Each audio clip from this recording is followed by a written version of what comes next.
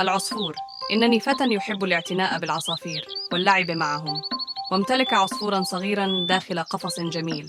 ذات يوم وأنا عائد من المدرسة، وجدت أمي قلقة والعصفور غير موجود، فأخبرتني أمي أن أحد أطفال الجيران كان يلعب معه، ولكنه فتح باب القفص عن طريق الخطأ.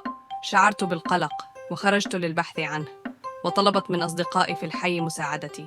استغرقنا الكثير من الوقت ونحن نبحث عنه، حتى لمحت من بعيد قطة تحاول أن تنقض على أحد العصافير قرب كوخ قديم، وعندما اقتربت وجدت أنه عصفوري، فأسرعت لإنقاذه، وتمكنت بصعوبة من إمساكه قبل القطة. وعندما تداركت الوضع، لقد حل الظلام وقد وصلت لآخر الحي دون أن أدرك ذلك، وأنا الآن في كوخ قديم. فخرجت مسرعا للعود للمنزل، ولكنني لأول مرة آتي إلى هنا. لقد أضعت الطريق، ثم سمعت صوتا خلفي فأصبت بالرعب.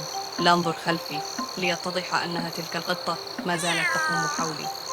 ثم سمعت صوت أحد أصدقائي من بعيد، فأسرعت إليه وعدنا للمنزل. كان يجب علينا البحث في مجموعات وليس بمفردي كي نكون بأمان.